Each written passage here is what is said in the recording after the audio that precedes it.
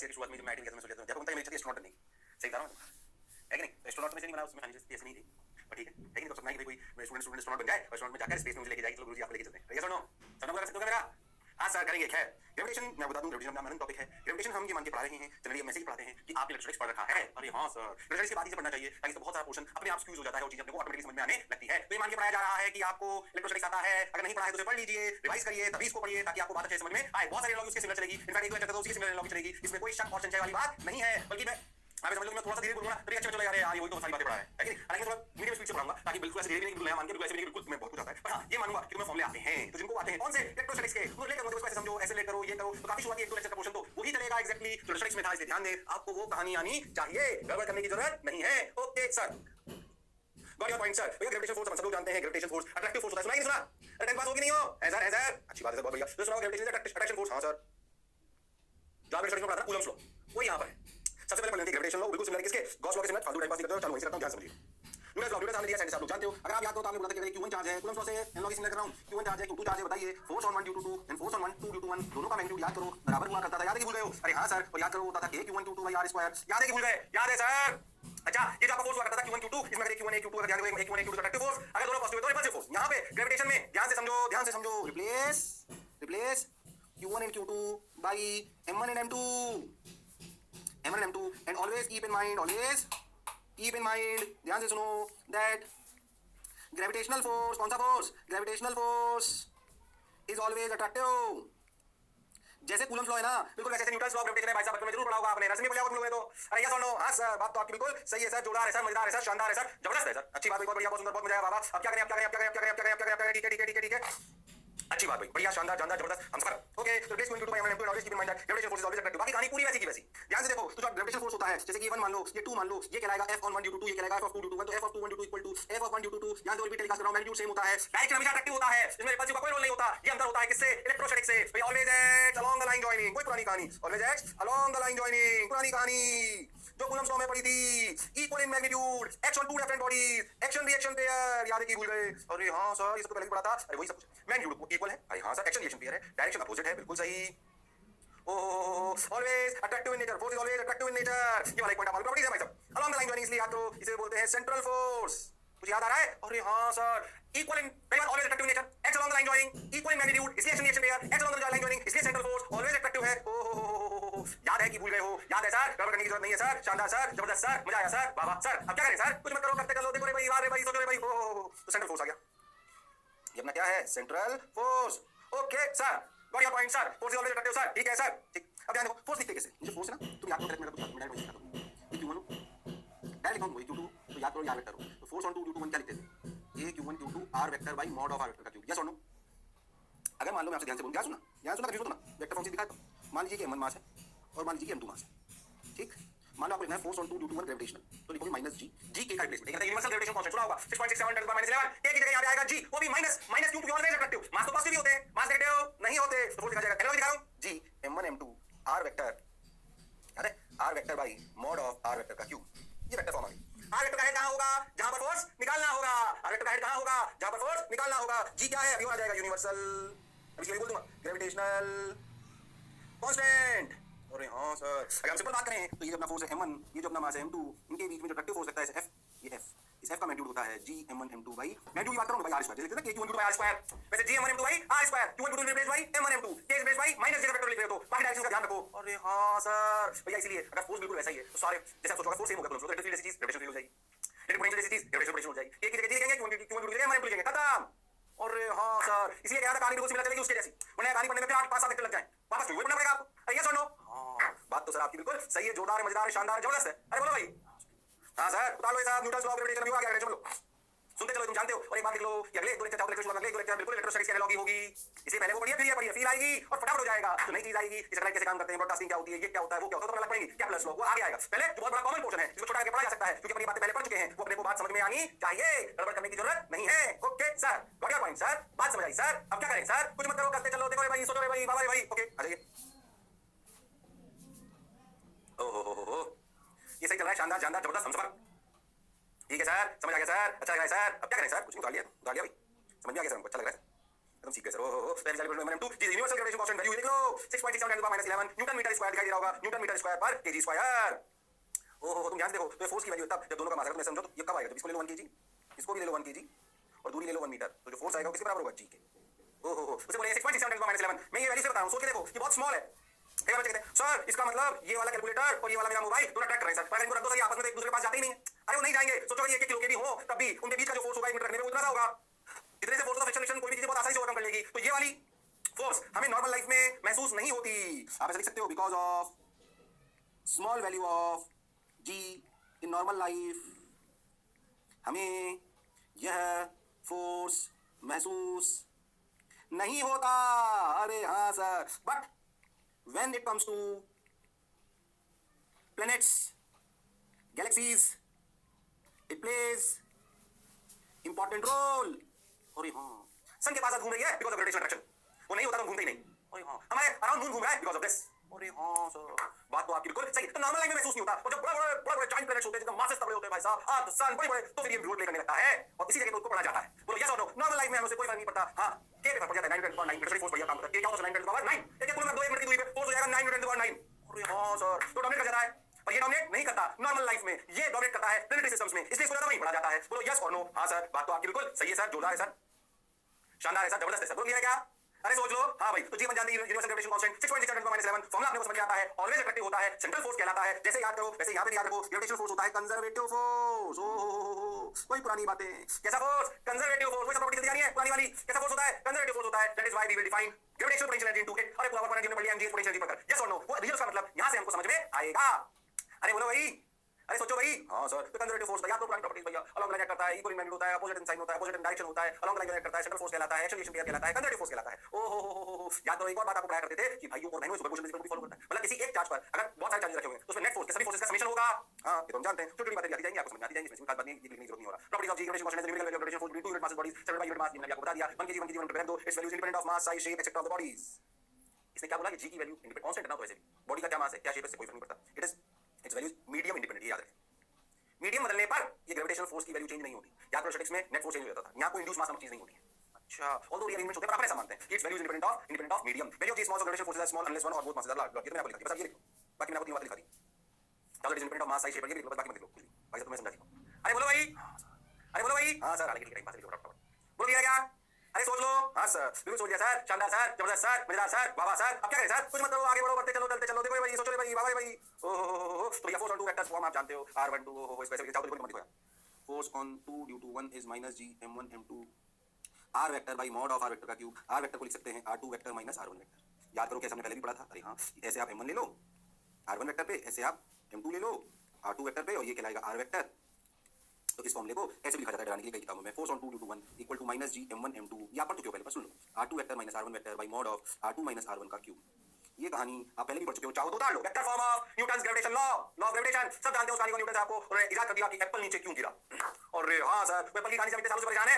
अरे है कि नहीं है? हाँ सर, एप्पल गिरा, पेड़ के नीचे बैठे थे, एप्पल उन्होंने खाया, एप्पल गिरा, उन्हें लगा एप्पल नीचे क्यों गिरा, कोई रस्सी तो धरती से निकल के नहीं आई, कोई तो ऐसी चीज थी जिसने इसे नीचे की तरफ धकेला। सोचो, आज आपको सुनने में बात आसान लग सकती है क्योंकि आपको नॉर्मल फिनोमेना लगता है, पर सोच के देखिए कि उन्होंने इस बात पे सोचा कि उन्हें लाइफ नॉर्मल चीजों आसपास देखते हैं, ये सब क्यों हो रहा है। तो क्यूरियोसिटी उन्होंने इस लॉ के लिए एक स्रोत बना दिया। यस और नो। हाँ यार, उनकी कहानी को जाकर अपन अभी कोई टाइम वो है, बट आगे चलते हैं। जो मैं बोला चमका, ये था वेक्टर फॉर्म। क्या था? Vector form. जैसे मैंने लिखा वैसे ही हो तुम तो याद रखिएगा अपने आप। r वेक्टर का होता है माइनस क्यों लगाते हैं? क्योंकि भैया ग्रेविटेशन फोर्स अट्रैक्टिव होता है। बोल क्लियर है क्या?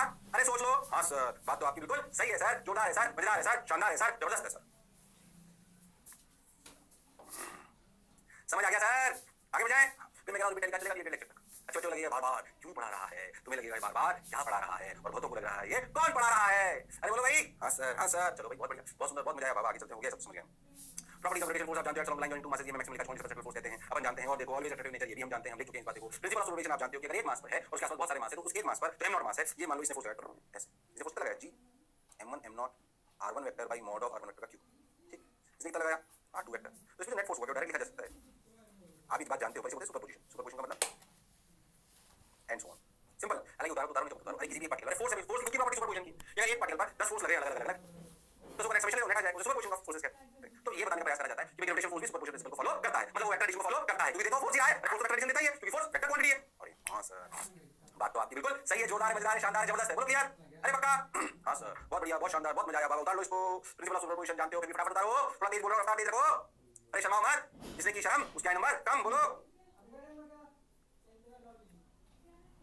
हाँ सर सही जा रहा है सर, सवाल कर दो, गलत मत करना, गलत मत करना। Free particles ABC of mass M, ये सब रिलेशनशिप वाले सवाल हैं। Free particles ABC of mass M are placed on line AB equal to BC equal to D, D दिया है, find the net gravitational force on a four particle P of same mass placed distance from the particle, देखो इसमें force निकालना है friend, इसमें तीन force लगे, निकाल सकते हो तुम लोग, गलत मत करना।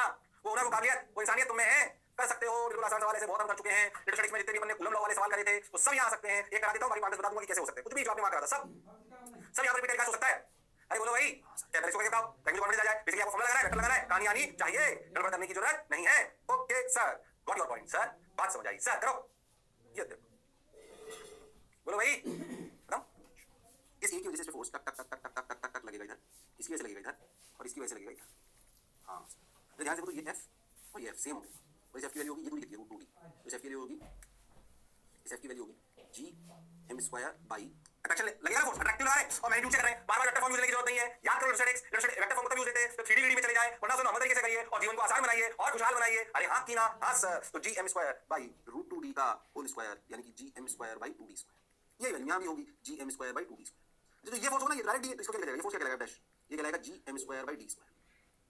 अरे हाँ सर, अच्छा तुम यहाँ से देखो आप, तो तीन फोर्स हो गए, एफ और एफ कितना एंगल, एफ और एफ कितना एंगल सर 90 डिग्री, एफ और एफ कितना एंगल 90 डिग्री, क्यों 45 है, क्यों, क्योंकि भाई साहब ये भी 45 है और ये भी 45 है, क्यों, क्योंकि भाई साहब दूरियां डी डी है, आइसोसेलेस ट्रायंगल बन रहा है, बहुत बढ़िया। इसका रिजल्ट नहीं दे रहा है कितना, √2f और f डैश पहले से था, √2f plus f dash answer आ जाओ भाई, √2f √2 gm square by 2d square बिल्कुल सही, plus gm square by d square, तो gm square by d square common आ गया, ये √2 1 बाई √2 प्लस 1, चाहो तो इसको ऐसे लिख लो gm square by d square √2 plus 1 upon √2, direction will be downwards, direction will be downwards. अभी प्योर पुराना सवाल है, इसमें ऐसी कोई खास बात नहीं है। हाँ सर, बात तो आपकी बिल्कुल सही है सर, जोरदार है सर, मजेदार है सर, वाह वाह सर, वाह सब क्या था, बोलो क्लियर है क्या, अरे सोच लो, हो गया, लो हो गया, अरे सोचो, हाँ लो ये सही है क्या, G square by D square 1 plus 1 by √2 along B B, पक्का, अरे सोच लो। ओहो मैं तो बताऊं ना, पोटेंशियल नहीं पहले तो मेरी बात समझो, क्या इस पे ये एक ही सवाल बन सकता था, नहीं क्या इस पे अनंत सवाल बन सकते थे, मैं बताता हूं कैसे।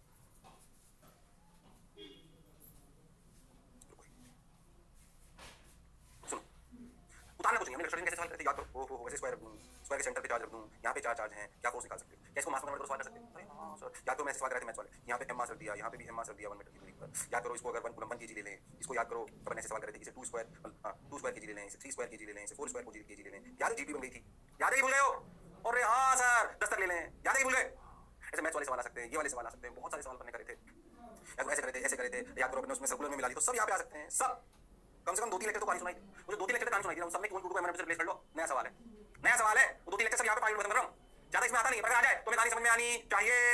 अरे हाँ सर, ये नॉर्मल लाइफ में तो इंपैक्ट ग्रेविटेशन फोर्स का होता नहीं है, इसलिए ज्यादा से पढ़ते नहीं, ज्यादा से प्लेनेटरी की तरफ ही पढ़ते हैं, पर मैं तो इधर कोई पूछ ले, अच्छा तो हम कर सकते हैं, याद करो सर्कुलर के साथ मिला लिया था, फ्रिक्शन के साथ मिला लिया था, याद करो डायरेक्ट वाला सवाल और करा था कि मास डिस्ट्रीब्यूटेड हो तो, अगर मान लो एग्जांपल लूं ऐसे कि इसका मास m है, ये लेंथ l है, बोलो क्लियर, यहां से a दूरी पर एक पॉइंट मास से छोटा है, क्या अपन इस पे फिर से वैसा कर सकते हैं क्या, इसको m ले ले, ये दूरी a + l/2 ले ले, सॉरी l भाग a + l/2 ले ले और ये मास m ले ले, क्या इस पे force g m m by a + l/2 का होल स्क्वायर, सही है गलत है, गलत है, याद करो पुरानी बात, ये सही है कि गलत है, ये गलत है, ऐसे सेंटर ऑफ मास से इसको नहीं कर सकते, ये डिस्ट्रीब्यूटेड मास है, क्या करना पड़ेगा, याद करो याद करो याद करो, x पे जाके dx, अरे हाँ सर, इसका dm मास कितना होगा m/l dx, इसमें छोटा सा फोर्स क्या होगा df लिखा जाएगा gm dm that is m/l into dx by x square, x का इंटीग्रेशन करें f टोटल के लिए a से लेकर a + l, you will get answer. अब ये कह रहा हूं मैंने पूरा सवाल बराबर सॉल्व कर दिया, बड़ा सा जिसको समझाने में 5 मिनट लगाए होंगे, अभी इसलिए क्योंकि मैं पहले कर चुका हूं, अरे याद है कि भूल गए, फिर से सुनो, मुझे स्टैटिस्टिक्स के बिफोर स्टैटिस्टिक्स में याद करो क्या करा था, स्टैटिस्टिक्स में मैंने सीक्वेंस में पढ़ाया होगा, पहले पढ़ाया होगा कूलम्स लॉ पूरा, और उसमें बहुत सारे सवाल कराए होंगे, कराए कि नहीं कराए, उन सभी सवालों को चाहो तो इमेजिन कर लो m1 m2 लेकर, और तो सारों की जरूरत नहीं होती, पर इमेजिन कर लो, क्या तुम कर सकते हो, अरे वो कर लिए तो ये भी कर सकते हो, k की जगह -g, बाकी q1 की जगह m1 m2, बाकी तो फोर्स है, कहानी पूरी सेम है, वो 3 लेक्चर खत्म। ओ हो, बात तो आपकी बिल्कुल सही है, जोरदार है, मजेदार है, शानदार है, जबरदस्त है, अरे बोलो भाई, हाँ सर बात तो आपकी बिल्कुल सही है, शानदार है, जानदार है, याद करो स्टडीज में पूरी कहानी 3 लेक्चर सुनाने के बाद मैंने आपको पढ़ाई थी इलेक्ट्रिक फील्ड, क्या पढ़ाई थी, इलेक्ट्रिक फील्ड, और इलेक्ट्रिक फील्ड पढ़ाई, इलेक्ट्रिक फील्ड से पोटेंशियल, इलेक्ट्रिक फील्ड पढ़ाई, उसका पोटेंशियल पढ़ाया, पोटेंशियल एनर्जी पढ़ाई, याद है कि भूल गए, फिर रिलेशन बताया, वो सारी कहानियां सेम चलेगी, मैं आपको पहले पोटेंशियल एनर्जी समझाता हूं, फिर ग्रेविटेशन फील्ड समझा दूंगा, रिलेशन समझा दूंगा, उनके सवाल कर लूंगा, ये पूरी कहानी करने में मेरे कम से कम 10 लेक्चर लगाए होंगे, 8 से 10 लेक्चर, किसमें, इलेक्ट्रोस्टैटिक्स में, यहाँ पे एक से लेक्चर में खत्म, क्योंकि वो कहानी रिपीट टेलीकास्ट है, पर आपको ये बात समझ में आनी चाहिए। ओके सर, सही बता दो, 1-2 लेक्चर बाद कहानी नहीं चालू होगी, बाकी तो सब 10 लेक्चर का मसाला होगा, रीजन कराऊंगा, रिलेट करूंगा, कहानी समझाऊंगा, क्या करना है, कैसे करना है, फील कराऊंगा। ओहो, बात तो सर आपकी बिल्कुल सही है, जोरदार है, मजेदार है, शानदार है, जबरदस्त है, अच्छी बात सर, बहुत बढ़िया सर, शानदार सर, अब क्या करें सर, कुछ मत करो, सुनते चलो, देखो रे भाई, वाह रे भाई, अच्छा लगा सर, लो भाई absolute potential energy change in potential energy. ओ छोड़ो उसको, तो इससे मतलब चेंज इन पोटेंशियल याद है कि भूल गए हो तो पहले एक बात याद करो। तो मैं पुरानी बात याद करता था, पहले लॉजिक बताता हूं। ये Q1 ये Q2, अगर आर दूरी पे सिस्टम की पोटेंशियल क्या होती है याद करो, के Q1 Q2 by R when potential infinity equal to 0। आपको बोलोगे तो बोलो M1 M2 दो मासेस हैं आर दूरी पे, इसकी पोटेंशियल जी क्या होगी बोलो, minus G M1 M2 by R minus, ये तो माइनस जी से रिप्लेस करेंगे क्योंकि फोर्स हमेशा ऑलरेडी अट्रैक्टिव है, minus G M1 M2 by R ये पोटेंशियल नेगेटिव आएगी, ये फोर्स अट्रैक्टिव है। अरे हां फिर से वही कहानी, even potential infinity equal to 0, same ditto same. हमने पहले भी बोला था किसी भी जगह पोटेंशियल डिफाइन करने के लिए किसी जगह पे 0 होनी चाहिए, के Q1 Q2 बाई आर तब लिखते थे जब इनफिनिटी में 0 मानते थे। ऐसे ही ग्रेविटेशन पोटेंशियल जी दो मासेस की, पॉइंट मासेस की जो कि आर दूरी पर है, उनकी ग्रेविटेशन पोटेंशियल लिखी जाएगी minus G M1 M2 by are, और ये तब होगी जब इनफिनिटी में मानी जाएगी 0। कहानी सेम, और हम डिफाइन करते हैं चेंज इन। एब्सोल्यूट पोटेंशियल जो होती है किसी पॉइंट की, चेंज इन पोटेंशियल जो होती है, चेंज होती है, वही बस लिखाओ, परेशान ना हो। अरे हां तो ये पोटेंशियल लिख रहे हो सिस्टम, ये तब लिख रहे हो जब आपने क्या मान लिए 0, इसका मतलब ये पोटेंशियल का डिफरेंस है अनंत और यहां के बीच में। अरे हां सर बात तो आपकी बिल्कुल सही है सर, जोरदार है सर, मजेदार है सर, उतार लो इतना याद कर लो जल्दी साथ साथ। अरे हां चलो ये चलेगा बाजो। फिर याद करो अपन क्या लिखा था, याद करो अपन क्या लिखते थे, work done by electrostatics equal to minus delta U. ऐसे यहां पे क्या लिखेंगे, work done by gravitation equal to minus delta U, इसको आप लिखते थे work done by gravitation force equal to U initial minus U final. ऐसे यहां पे लिखते थे work done by electrostatics equal to U initial minus U final, सब सेम चलेगा। याद करो work done by external agent को लिखते थे minus times work done by electrostatics, याद है कि भूल गए। यहाँ पे लिखेंगे work done by gravitation equal to minus times work done by external, कुछ याद आया कि भूल गए हो? अरे वही चलेगा साहब। अरे कहानी तीसरी बार आ रही है सर, पहली बार पढ़ी थी पावर एनर्जी में, फिर इलेक्ट्रॉनिक्स में, फिर आप बस यहाँ पे आ गई, आई क्यों नहीं आई? इसलिए क्या होगा, बच्चों को लगेगा बार बार क्यों पढ़ा रहा है, और तुम जैसों को लगेगा बार बार क्या पढ़ा रहा है, और हो सकता है सुंदर कन्याओं को लगे ये कौन पढ़ा रहा है। अरे बोलो भाई, अरे सोचो भाई। हाँ सर तो वही कहानी अपन पुरानी तरीका से सवाल आते हैं, करते चलेंगे, बातें चलो सब कुछ आपको याद आता है, गड़बड़ ना करें, याद करो, डिफाइन नहीं कर पाते हैं। जब फोर्स कैसा होता है, कंजर्वेटिव आए दूरी पर पोटेंशियल जाएगी माइनस जी M1 M2 यार, ओ हो ये सब बातें अपन पहले कर चुके हैं। लो भैया देखो भाई R1 R2 M1 को अपन फिक्स कर ले तो कितनी पोटेंशियल लगानी पड़ेगी वो आप जानते हो, ये सब मैं पहले बता चुका हूं। अपने डिवीजन चल रहा है, याद करो fx को जाके dx पे लेते थे, फिर उसको इंटीग्रेट करते थे तो ये कहानी आती थी। अरे हां फिर याद करो बोलते थे उतारना नहीं है इसको, ये जो मैं बता रहा हूं इनफिनिटी, वो याद करो कैसे करा था अपन, इनफिनिटी से लेकर इसको R1 दूरी पे ले आए तो अपने वर्डन लिखा, वर्डन को अपने किसी कहानी अपने क्या लिखी, work done by gravitation equal to U initial minus U final, ये रियल कहानी थी क्यों, क्योंकि ग्रेविटेशन फोर्स नेगेटिव फोर्स है, तो वर्डन को अपन लिखा जो इसके बराबर आया। फिर अपने बोला कि पोटेंशियल इनफिनिटी इक्वल टू 0, तो फिर आपकी पूरी कहानी निकल आई कौन सी, M1 M2 R दूरी पे G M1 M2 by R minus G M1 M2 by R, ये कहानी इस पूरी कहानी से निकल के आती है। याद है कि भूल गए हो? अरे याद है कि भूल गए हो? याद है सर, फिर क्या उल्टा जाना चाहिए, इसलिए नहीं तो नहीं आ पाएगा, पॉसिबल नहीं है, एक लेक्चर बिल्कुल समझ नहीं आएंगे, और जिसने करा उसके लिए लेक्चर ज्यादा ही होंगे। आ जाइए वर्डन बाय ग्रेविटेशन लिखते थे, जब पार्टिकल लगाते थे R1 से R2, R1 से R2, R1 वाली जगह होती थी इनिशियल, ये हो जाती थी फाइनल, वर्डन को लिखते थे fx fdr और उसको पूरा इंटीग्रेट करते थे। बताओ क्लियर है? क्लियर है। अभी लिखते थे, ये पूरी कहानी याद होती थी, पुराने विषय बस उतारनी होती है इसको, याद तो नहीं याद आया तो नोट्स देख लेना, और रिवीजन भी हो जाएगा इस बहाने। यस और नो? हां सर मैं नहीं बताऊंगा, अब आपको स्कूल से खाना नहीं खिलाऊंगा, आपको खाना पड़ेगा। हां सर मैं आएगा तो खिलाऊंगा, टेंशन नहीं बिल्कुल। बोलो यार हां सर बात तो आपकी बिल्कुल सही है, जोरदार मजेदार शानदार जबरदस्त है। लो भैया ये अपने को कहानी समझ में आ गई, अपन निकल लिया यार, इनफिनिटी ले लिया, इनफिनिटी लेते हैं तो पोटेंशियल जाती है माइनस g M1 भाई R, ये निष्कर्ष पे अपन निकलते हैं जब पोटेंशियल इनफिनिटी पर क्या मानते हैं 0। और हां अब याद करो इस सवाल क्या करते थे, नहीं करते, देखो सवाल देखो, three particles each of mass and place the corners of an equal triangle of side d, the potential of the system, the burden on the system, the side of the triangle change from d to d, exactly सवाल है जो वहां पे कराया हुआ। पहले याद करो पोटेंशियल सिस्टम कैसे लिखते थे, याद है भूल गए, शॉर्टकट भी बताई थी, पोटेंशियल सिस्टम लिखने की शॉर्टकट बताई थी, बोलिए रिवाइज करा रहा हूं, पोटेंशियल सिस्टम ऑफ पार्टिकल्स लिखने की शॉर्टकट बताई थी n/2 into u1, याद है कि भूल गए? अरे हां सर तीन पार्टिकल है, एक की पोटेंशियल लिख दो, बाकी दोनों की वजह से into 3/2 कर दो। अरे हां एग्जैक्ट सवाल कराया हुआ इलेक्ट्रो में, कर सकते हो तुम लोग, वो हुनर वो काबिलियत तुम में है। अरे बोलो भाई, अरे सोचो भाई, ट्राई करो, मैं नहीं बता रहा इसको, ट्राई करो, गड़बड़ मत करो, ट्राई करो, चलो गड़बड़ नहीं करनी है, बड़ा रिवाइज करा रहा है मास्टर, आ जाइए बताइए, शर्माइए बात। Okay sir got your point sir, बात समझ आई सर, अब क्या करें सर, लो जाओ n/2 u1 यानी कि 3/2 u1, एक की पोटेंशियल एनर्जी gm/d स्क्वायर, 2 की 2 into gm/d स्क्वायर, 2 ने 2 को मार दिया तो 3gm/d, माइनस तो लगेगा, याद है भूल गए? हां माइनस क्या लगेगा, तो minus 3 gm square by D. ओहो याद करो, हमने तो इसमें एक सवाल वो भी करा था, अगर मैं आपसे पूछ लूं होमवर्क के लिए, फिर रिपीट टेलीकास्ट में कराया हुआ है ये सब, याद करो, टक टक टक टक, याद करो अगर एक क्यूब के 8 कोनों पर 8 मास रख दें तो इस सिस्टम की पोटेंशियल कैसे निकालेंगे। याद करो सिखाया था कि नंबर ऑफ टर्न्स आती है NC2, याद है क्या करते थे, पहले चार्ज लाओ, फिर दूसरे की वजह से लिखो, फिर तीसरे को लाओ, फिर दोनों की वजह से लिखो, फिर चौथे को लाओ, फिर तीनों की वजह से करो। अरे यस और नो? हां सर बात तो आपकी बिल्कुल सही है सर, जोरदार है सर, मजेदार है सर, शानदार है सर, जबरदस्त है सर, वाह वाह सर, अब क्या करें सर, करते चलो बढ़ते चलो, देखो रे भाई, सोचो रे भाई, वाह रे भाई, ओहो ठीक है भाई, शानदार है भाई, जबरदस्त है भाई, वाह रे भाई, मजा आया रे भाई, ओहो अब क्या करें, लो भैया ये हो गया m याद है भूल गए, 8/2 मैंने बताया यार, भागो होमवर्क लिखो 8/2 into u1 याद है, और एक की पोटेंशियल आएगी 7 की वजह से, 3 की दूरी d, 3 की दूरी √2d, अरे हां सर 1 की दूरी √3d, अरे हां कुछ नहीं याद आ रही हो, याद है भूल गए? अब वो जितनी भी कहानी पड़ी थी potential of system of particles apply होगी potential energy of system of particles, सब repeat telecast, system of particles सब रिपीट टेलीकास्ट है, गड़बड़ करने की बिल्कुल जरूरत नहीं है। अरे बोलिए, अरे सोचिए, अरे समझिए, अरे मास्टर की बात भी तो सुनिए, बात तो आपकी सर बिल्कुल सही है सर, शानदार सर, जबरदस्त सर, सही जा रहे हो सर आप, मैं सही जाता हूं, मेरी बात सुनते नहीं हो नालायक हो। हां सर बहुत बढ़िया सर, बढ़िया आ जाओ। अब मुझे पूछा पोटेंशियल सिस्टम लो, एक नया minus 3gm square by D square, दूसरा सवाल क्या था, the work done on the system with the side of the triangle is change from d to d, work done on the system यानी कि work done by external agent equal to minus times work done by gravitation equal to minus times U initial minus U final, यानी कि U final minus U initial, तो U final तो side हो जाएगी 2d, potential energy हो जाएगी minus 3 GM square by 2d minus minus times 3 initial 3 GM square by D. ओह तो देखो 3 GM square by D minus 3 GM square by 2d, 3 GM square by 2d। इतना कार्य करना पड़ेगा, अट्रैक्शन है भाई साहब, इतना कार्य एक्सलेशन को करना पड़ेगा, तभी वो इसकी साइड dd से बदलकर 2d कर पाएगा।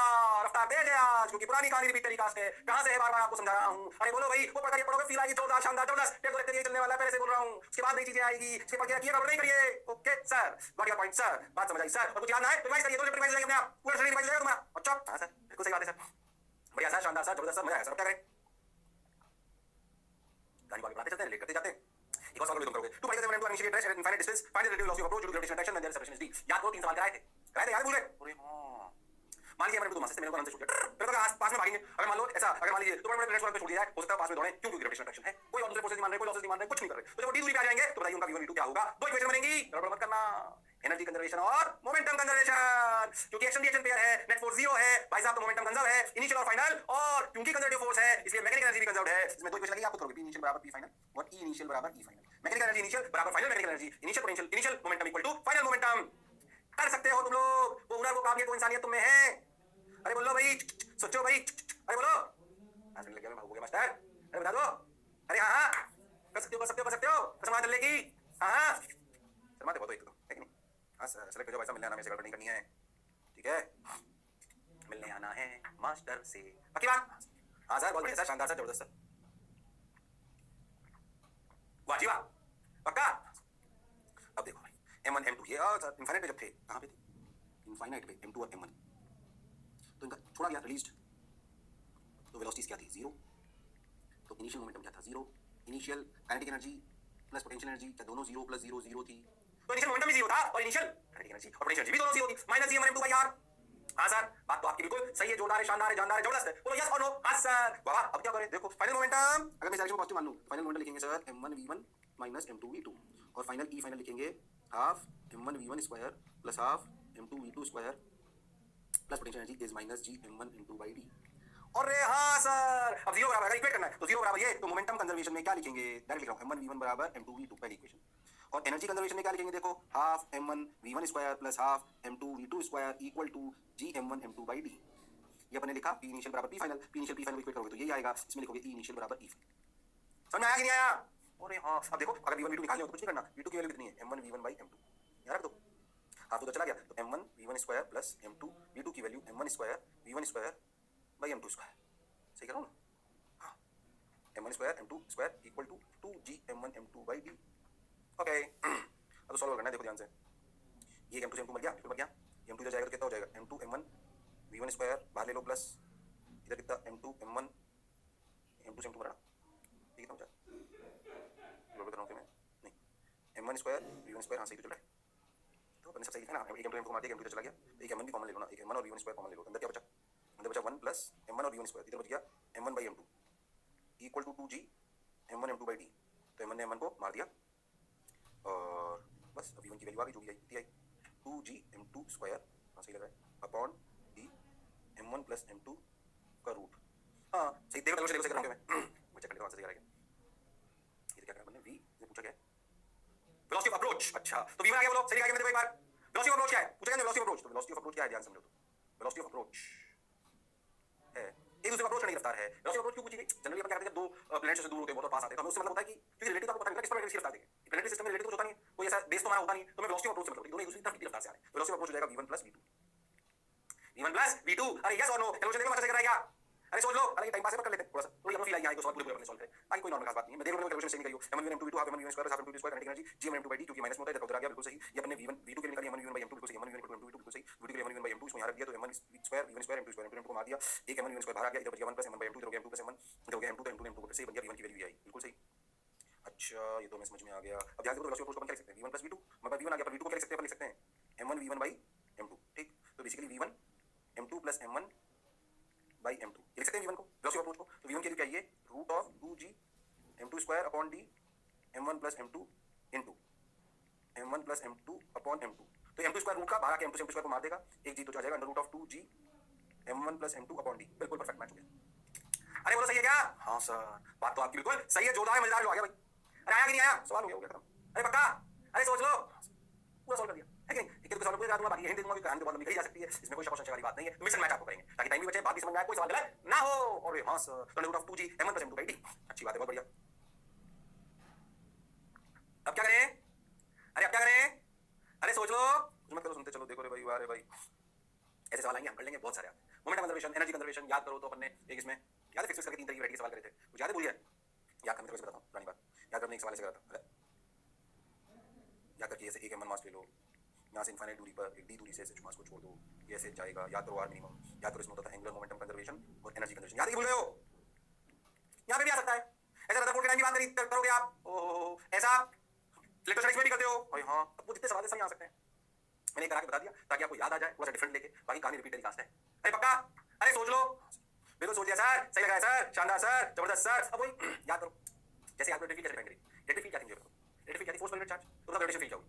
वो अपन जैसे बोलते हैं इलेक्ट्रिक फील्ड 10 मीटर पर कूलम, मतलब समझे यहाँ पे कूलम का 10 मीटर फोर्स आएगा, ऐसे ग्रेविटेशन फील्ड क्या होगी? ग्रेविटेशन फील्ड क्या होगी बोलो? अरे ग्रेविटेशन फील्ड क्या होगी बोलो? ग्रेविटेशन फील्ड वही होगी, पुरानी कहानी। कौन सी पुरानी कहानी? ग्रेविटेशन फील्ड होगी force on test charge upon mass. तो मान लीजिए कि m मास है, इसके यहाँ पे मैं टेस्ट मास रख दूं, तो इसकी वजह से इस पर फोर्स क्या है? इस पर फोर्स है g - g m m0 by r vector by mod of r vector का क्यूब। बोलो क्लियर है? तो ग्रेविटेशनल फील्ड eg वेक्टर को लिखा जाता है force on test charge, force on test charge, वही पुरानी कहानी, टेस्ट चार्ज नहीं, force on test mass upon test mass. तो बस eg वेक्टर को क्या लिख दिया गया? eg वेक्टर को लिखा गया -g m r vector by mod of r vector का क्यूब। तो कोई भी मास अगर m है तो उससे r वेक्टर की दूरी पर जो ग्रेविटेशनल फील्ड होगी वो ये होगी। अगर सिर्फ इसके मैग्नीट्यूड की बात करें तो वो लिखा जाएगा -gm by r स्क्वायर। जैसे k Q by R square होता था कि नहीं होता था? ओहो, जे क्यू चार्ज होता था तो आर दूरी पे इलेक्ट्रिक फील्ड क्या लिखते थे? k Q by R square. यहाँ पे क्या लिखेंगे? m मास की वजह से आर दूरी पर ग्रेविटेशनल फील्ड इधर होगी, अट्रैक्टिव होती है क्योंकि वो ये सेम रिपीट टेलीकास्ट है। ओहो, बात तो सर आपकी बिल्कुल सही है। वापस वो इलेक्ट्रिक फील्ड में कहानी सुनी थी ना कूलम लॉ के बाद, सब वापस यही। इलेक्ट्रिक फील्ड नहीं थी, थोड़ी थी भाई, पहले भी समझाया था कि इलेक्ट्रिक फील्ड कुछ नहीं है, कहीं पे भी इलेक्ट्रिक फील्ड निकालनी हो तो 1 कूलम का चार्ज रख दो और सवाल को सॉल्व कर लो, और सवाल को सॉल्व कर लो। वैसे यहाँ पे कहीं पे भी ग्रेविटेशनल फील्ड निकालनी हो तो 1 किलो का मास रख दो और न्यूटन ग्रेविटेशनल लॉ से एक फोर्स निकाल लो, वो जो फोर्स होगा वही ग्रेविटेशनल फील्ड कहलाएगी। डरने की, घबराने की, शर्माने की बिल्कुल जरूरत नहीं है। अरे बोलो भाई, अरे सोचो भाई। हाँ सर, बात तो आपकी बिल्कुल सही है सर, शानदार है सर, जबरदस्त है सर, मजेदार है सर, वाह वाह सर। तो ये एम आर, ओ लो भैया, हो गया क्या? अरे पक्का? हाँ सर, हाँ सर, बात तो आपकी बिल्कुल सही है सर, जोरदार है सर, बस ये हो गया, ये याद होना चाहिए। अब वही वेक्टर फॉर्म, ये फॉर्म सब वही टाइम पास चलता रहता है, माइनस लगे बस इतना याद रखना क्योंकि अट्रैक्टिव होता है। हाँ, तो आपको एक बेसिक ग्रेविटेशन फील्ड का बिल्कुल बेसिक डायग्राम बनवा तो ऐसे एम, इसमें ग्रेविटेशन फील्ड लाइंस ऐसे आई, याद आ रहा है? अरे हाँ, इसमें दूर जाने वाला होगा ही नहीं, जैसे आपके माइनस का बनता था ना वैसे। अरे हाँ सर, बाकी सारी प्रॉपर्टीज वही ग्रेविटेशन फील्ड लाइंस की, जहाँ लाइन की डेंसिटी ज्यादा वहाँ पे ग्रेविटेशन इंटेंसिटी ज्यादा, ग्रेविटेशन फील्ड की इंटेंसिटी ज्यादा, जहाँ पे कम दो एक दूसरे को क्रॉस नहीं करती, जहाँ पर ज्यादा ये और भी ओहो, अगर ऐसे ग्रेविटेशन फील्ड लाइंस हैं तो भैया ये EG A is greater than EGB। बोलो क्लियर है क्या? अरे हाँ सर, वही सारी पुरानी कहानी, time pass. Always it originates from infinity and terminate on मास, ऐसा बोल सकते हो। Originate on infinity, terminate on मास, कभी भी दो लाइन से कट नहीं करती, ये नहीं होती, क्लोज लूप एग्जिस्ट नहीं करती। यार ये भूल गए हो, क्लोज लूप एग्जिस्ट नहीं करती। ओके, वही छोटी बातें अपने जो सब वही रिपीट टेलीकास्ट, याद है? भूल गए हो? Number of lines terminating is directly proportional to magnitude of charge, magnitude of mass. Number of lines terminating, फिर मैं repeat telecast terminating is directly proportional to magnitude of mass. कोई बात कि अगर आप 1 किलो से मैं 10 लाइन घुसते हुए मानोगे तो 20 किलो में आपको 20 लाइन घुसते हुए माननी चाहिए, कोई सा। अरे हाँ सर, क्लोज लूप एक्सेस नहीं करेंगी, क्यों? क्योंकि भैया ये भी कंजर्वेटिव फोर्स फील्ड है, तो क्लोज लूप एक्सेस कर जाएंगी तो वर्डन में क्लोज लूप 0 हो जाएगा, इसमें कोई शक और संशय वाली बात नहीं है। अरे बोलो भाई, अरे सोचो भाई। हाँ सर, बात तो आपकी बिल्कुल सही है सर, जोरदार है सर, मजेदार है सर, शानदार है सर, जबरदस्त है सर, पक्का? अरे गारंटीड, सही जा रहे हो सर, सही लग रहा है सर, जबरदस्त सर, वाह वाह सर। अब क्या करें सर? कुछ मत करो, करते चलो, देखो रे भाई, सोचो रे भाई, वाह रे भाई, ओ आ जाओ, उतारो यार सब थोड़ा ताकि तुम्हें याद रहे सर ने क्या बोला था। तुम एक बात ध्यान दो, ग्रेविटेशनल फील्ड की यूनिट ध्यान देना, एक्सेलरेशन वाली होती है। सोच ले, अरे फोर्स अपॉन मास ही तो है, फोर्स अपॉन मास एक्सेलरेशन होता है। अरे हाँ, इसीलिए इस ग्रेविटेशनल फील्ड को अर्थ के केस में एक्सेलरेशन ड्यू टू ग्रेविटी बोलते हैं। अरे हाँ, जब अपन अर्थ को पढ़ेंगे ना, हमारी अर्थ बहुत इंपॉर्टेंट है वाली, उस अर्थ के लिए जब हम इस ग्रेविटेशनल फील्ड को पढ़ेंगे तो ये gravitational field acceleration due to gravity कहला जाएगी। अरे हाँ, क्योंकि फील्ड एक्सेलरेशन नहीं तो है, अरे वो है तो force upon mass, force upon charge की क्वांटिटी होती है, अरे फोर्स अपॉन मास एक्सेलरेशन होता है। अरे हाँ सर, तो बेसिकली ये वाला मास इस वाले मास में इतना एक्सेलरेशन दे देता है। अरे हाँ सर, तो मैकेनिक्स हो गई। हाँ वही बिल्कुल, बस फॉर्मूला याद रखना है, जी यार स्क्वायर अट्रैक्टिव होता है, ये वो ये ग्रेविटेशनल फील्ड है जी, प्रॉपर्टीज बेसिक सब अटैच है एकदम। अरे बोलो भाई, अरे सोचो भाई, सही लग रहा है सर, शानदार सर, जबरदस्त सर, वाह वाह सर। तो फोर्स एक्सपीरियंस बाय मास पे ग्रेविटेशनल फील्ड हम समझते हैं बाय m, जिसे message into field resistance due two point mass, ओहो माइनस g r स्क्वायर। सबने बोला ठीक, मैंने बोला ठीक, okay sir, got your point sir, बात समझ आई सर, वाह वाह सर। अब क्या करें सर? चलो भाई, ओहो बहुत बढ़िया, बहुत सुंदर, बहुत कुछ आया। अब ये क्या है प्रिंसिपल ऑफ सुपरपोजिशन, क्या टाइम पास है। जैसे इलेक्ट्रिक फील्ड को जोड़ लेते थे वैसे ग्रेविटेशन फील्ड को भी जोड़ लेते हैं, बस इतना ही लाइन लो। Gravitation can also be also follows principle of superposition. जैसे मतलब को भी चलेगा, क्या है समझ में आता है आपको? सवाल करो। The gravitation field region given by, ये पुरानी बात है अगर ऐसी है। Find the work done by acceleration to slowly shift mass up to KG from point 0,0 to 5,4। आप ध्यान से देखो तो आपको ग्रेविटेशन फील्ड देखिए, बिल्कुल सही। 2 केजी को आपका वर्क डन निकालना है। याद रखना work done by external agent equal to minus times work done by gravitation, that is minus times u initial minus u final, that is u final minus u initial। क्या आप ऐसा समझो, minus times work done by gravitation. आपको सोचना है कहानी क्या लिखी हुई है। सोचो ग्रेविटेशन फील्ड है, ये मास है। अगर फोर्स लिखना हो, फोर्स ग्रेविटेशन, क्या लिखना चाहिए? Eg into m। और ये तो 2 into 10 into I cap plus j cap, that is 20 I cap plus 20 j cap। यहाँ से दिस इज फोर्स, क्या this is conservative force? Yes और no. Now discussion moves to work power energy. हाँ तो करो। वर्क पावर एनर्जी में अगर आप 0,0 से 5,4 मूव कर रहे हो तो आपसे पूछा गया वर्क डन, तो वर्क डन करने के लिए क्या करोगे? बोलो भाई क्या करोगे? Direct integrate. याद है वर्क डन बाय ग्रेविटेशन क्या लिखेंगे? Work done by gravitation direct Fg dot r vector, क्योंकि Fg कांस्टेंट है। रियल फार्मूला क्या होता है? ये रियल वर्क डन का फार्मूला होता है F डॉट dr। अरे अगर F कांस्टेंट हो तो F डॉट r वेक्टर, और F अगर Fg हो तो Fg वेक्टर लिख लो डॉट r वेक्टर। डरो मत, सब पुराना है, नाम नहीं आ गए इसलिए तुम्हें लगने लगा, पर डरने वाली कोई बात नहीं है। डरने वाली कोई बात नहीं है, इसमें कोई शक और संशय भी नहीं है। अरे बोलो भाई, अरे सोच लो। हाँ सर बात तो आपकी बिल्कुल सही है सर। बस क्या था? फोर्स के लिए लिखो 20 I cap plus 20 j cap, और r वेक्टर कितना है भैया? 5 I cap plus 4 j cap. तो 5 20 100 और 24 80, 180 जूल। ये किसका वर्क डन आया? ग्रेविटेशन का। एक्सटर्नल का कितना वर्क डन आया? Minus 180 joule. लो भाई देखा मैंने सही कहा, लोड नहीं करी। हाँ देखा तो हाँ माइनस 180 जूल, जो पढ़ा जो समझा बिल्कुल सही है। और हाँ सर लो भैया, बताना बताया मैंने, क्योंकि आप कर सकते थे, बात समझ में आई, डरने की बिल्कुल आवश्यकता नहीं है। अरे पक्का? अरे सोच लो, पक्की बात? यस सर बिल्कुल सही सर, जोरदार शानदार जबरदस्त मजेदार बाबा। अब क्या करें, आगे बढ़ जाओ। लो भैया, लो भैया, the gravitational field in reason is given by this, show that no work is done by the gravitational field when a particle moved along line in 3y plus 2x plus 5। तुम कर सकते हो, मैं नहीं बताऊंगा। बोलो अगर इलेक्ट्रिक फील्ड और यानी कि फोर्स और डिस्प्लेसमेंट परपेंडिकुलर हो जाए तो वर्क डन क्या होगा? 0। खुद करो। इसका स्लोप क्या है? 3y plus 2x equal to 5 का। अरे हाँ सर वैसे लिखना स्लोप, लिखना तो y equal to minus 2x by 3 plus 5 by 3। तो ये क्या हो गया आपका स्लोप? इसका स्लोप और इसका स्लोप, ओ तो देखो m1 into m2 अगर -1 हो, इसका स्लोप कितना है? 3/2, उसका स्लोप कितना है? -2/3। 3 को मार दिया, 2 मार -1, मतलब ये परपेंडिकुलर है। परपेंडिकुलर है यानी कि force is perpendicular to displacement, therefore work done equal to 0। अब बताओ ग्रेविटेशन क्या पढ़ा रहा हूं? सब पुराना ही तो है भाई, वर्क पावर एनर्जी इलेक्ट्रोस्टैटिक्स। हां बात तो सर आपकी बिल्कुल सही है, फिर भी पढ़ा रहा हूं थोड़ा थोड़ा करके ताकि थोड़ा रिवाइज कर पाऊं। अगर नहीं याद आए तो पढ़ो उसको, गड़बड़ मत करो, इस बहाने रिवीजन हो जाएगा। अरे होगा कि नहीं होगा? हां सर बिल्कुल होगा सर, शानदार सर, जबरदस्त सर, मजेदार सर, वाह वाह सर। ठीक भाई, ये हो गया, ये हो गया, ये हो गया, ये हो गया, ये हो गया। ओहो अब ध्यान से कहानी की तरफ जाइए। क्या बने ग्रेविटेशन ग्रेविटेशन ये सब आ जाए, क्या कहानी कर सकते हैं? क्या मैं पोटेंशियल पूछ कर सकते हैं? ऐसे याद करो, अपन इलेक्ट्रिक फील्ड पढ़ ली थी, अपन इलेक्ट्रिक फील्ड पढ़ ली थी, ग्रेविटेशन इलेक्ट्रिक पढ़ ली थी, पढ़ लिया था। ये पूरी कहानी अपने बेसिक पढ़ ली थी अपन ने, वर्क डन की अपन ने समझ ली थी, फोर्स का ये था उसका। अपन ने बहुत सारी कहानी पढ़ी थी इलेक्ट्रिक फील्ड अलग अलग सिस्टम्स की वजह से, रिंग रॉड रॉड की कहानी बताई यस और नो? हां रिंग का, रॉड का, स्फीयर्स का। तो यहां पे वो वाली बातें अपन एनालॉजी लेके कर लेंगे, कंफ्यूज नहीं होना बिल्कुल। ध्यान से देखो, इसको आपसे पूछे electric field on the axis of gravitation field on the axis of, याद करो electric field on the axis of ring क्या हुआ करती थी? याद करो, होती थी k qx by r square plus x square की पावर 3। अरे हाँ सर याद है कि भूल गए हो? याद है सर, बिल्कुल याद है सर, बिल्कुल याद। बस अब k की जगह क्या लिख दो? माइनस जी। q की जगह क्या रख दो? m, बाकी सब एज इट इज है। तो यहाँ पे ग्रेविटेशनल फील्ड खुद सोच के बोलो पहले, ऐसे आएगी, अट्रैक्टिव होती है ना, ऐसे लिखी क्या जाएगी? देखो k की जगह minus ji m x square by twice of by r square plus x square k q x minus g m x by x square by 3 replacement करना है बस। याद करो, ग्राफ रामी बनवाए थे, याद है कि भूल गए हो? अरे हाँ चलिए, ग्राफ में r by √2 पे मैक्सिमम आया करता था। अरे हाँ ऐसे x ले लो, माइनस है तो थोड़ा ऐसे बनाते देखो ग्राफ। मैंने उधर उल्टा बनाया, उल्टा कर लिया मैंने ताकि माइनस है ना इसलिए। अरे हाँ सर, मैंने तो ग्राफ समझ आया कि नहीं आया? पुरानी बातें याद आई कि नहीं आई? वैसे सब सवाल आ सकते हैं, जैसे वहां पढ़े थे आपको याद होने चाहिए, गड़बड़ बिल्कुल करने की जरूरत नहीं है। अरे हाँ ना तो बोलो। लो अब याद रखना है, लिखा हुआ मैंने बस। अब भाई सब पुरानी टेलीकास्ट है, इस याद करो, इनको इस स्थिति में लाने में कम से कम मैंने 40 मिनट लगाए, कम से कम कह रहा हूं मैं आपको 30 से 40 मिनट। तो यहाँ पे हो गया, याद होना चाहिए। ये जगह माइनस जी माइनस क्यू आपको समझ में आता है, अट्रैक्टिव है। क्यों की जगह m, बाकी सेम ग्राफ उल्टा क्यों कर लिया? क्योंकि माइनस था। अगर आपने रिंग ऐसे होती प्लस क्यू वाली तो इसमें जो है gravitational field sorry electric field इधर होती है और यहाँ सर और इधर होती है। अगर मास m है तो इसमें इधर और इधर होगी, यानी कि अगर रिंग में देखें, अगर अपन अपनी ग्रेविटेशन रिंग में देखें तो आपको समझ में आएगा कि इसकी इधर की तरफ और इधर की तरफ आपकी eg होगी। अरे हाँ सर बात तो आपकी बिल्कुल सही है सर, जोरदार है सर, मजेदार है सर, शानदार है सर, जबरदस्त है सर। अरे पक्की बात? अरे सोच लो। हाँ सर बहुत बढ़िया सर, शानदार सर, जबरदस्त सर, वाह वाह सर। उतार लो फटाफट, तो समझ गया उसमें बात करना है। उतार लो, याद करो रिंग पढ़ाई थी, रॉड भी पढ़ाई थी, कुछ याद है? भूल गए हो? देखो आपसे रॉड के लिए कर ले लो भैया, रॉड फाइनाइट रॉड ये भी बताई थी मुझे, याद है k लैम्डा बाय d। अरे हाँ सर कि थीटा 1 थीटा, हालांकि ग्रेविटेशन ज्यादा आता नहीं है इसलिए बोलना नहीं चाह रहा, बस सुन लो चाहते हो तो उसमें क्या है। क्या करो इसमें दो कंपोनेंट आते हैं, e परपेंडिकुलर हुआ था k लैम्डा बाय d, यहाँ लैम्डा kg पर मीटर ले लो। याद करो आता था, एक तो आता था a lambda by d cos theta 2 minus cos theta 1, तो e परपेंडिकुलर आता था, हुआ था k की माइनस g, तो लिखा जाएगा minus g k lambda by d sin theta 1 plus sin theta 2। ऐसे e पैरेलल क्या लिखा जाएगा? Minus g lambda by T cos theta 2 minus cos theta 1। मैं बता रहा हूँ, ठीक है, लो भाई लॉट भी हो गई, क्या परेशान होना उसमें। अरे बोलो भाई, सब रिपीट क्या चलता हो? अरे बोलो क्लियर है क्या? अरे सोच लो। हाँ सर, बात तो आपकी बिल्कुल सही है सर, जोरदार है सर, मजेदार है सर, शानदार है सर, पक्का। लो भाई क्लियर। रॉड हो गई, रिंग हो गई, और या तो रिंग निकालने के बाद अपने डिस्क निकाली थी, और हाँ सर ये हो गया, ये हो गया, ग्राफ आप बना लिया, सब हमें समझ में आता है, ग्राफ सब बना चुके हैं। ये लो भाई, ये सब हम बना दिए, क्या दिमाग लगाना। जब याद हो डिस्क का याद कर, डिस्क याद है?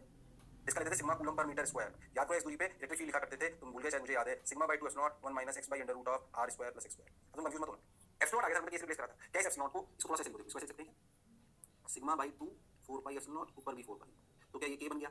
अरे हाँ। तो सिग्मा को क्या लिख सकते हैं, ध्यान समझो, सिग्मा को लिखते हैं q by pi r square.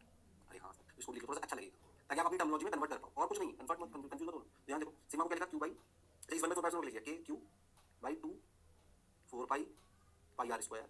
समझ आया मैं क्या लिखा? ये पाई ने पाई को मार दिया, 2 इधर आ गया, into 1 minus x by under root of r square plus x square, यानी इसको लिख सकते हैं kq बाई 2r स्क्वायर, नहीं 2kq बाई r स्क्वायर, उस फॉर्मूले को 2kq by r square 1 minus x by under root of r square plus x square. क्या इलेक्ट्रिक वाले फॉर्मूले लिख सकते हैं? हाँ सर। तो ग्रेविटेशनल फील्ड में लो भैया, डिस्क का ले ली और उसका मास m है, तो उसकी ग्रेविटेशनल फील्ड लिखी जाएगी माइनस k की जगह g, तो 2gq की जगह m by r square 1 minus x by under root of r square plus x square.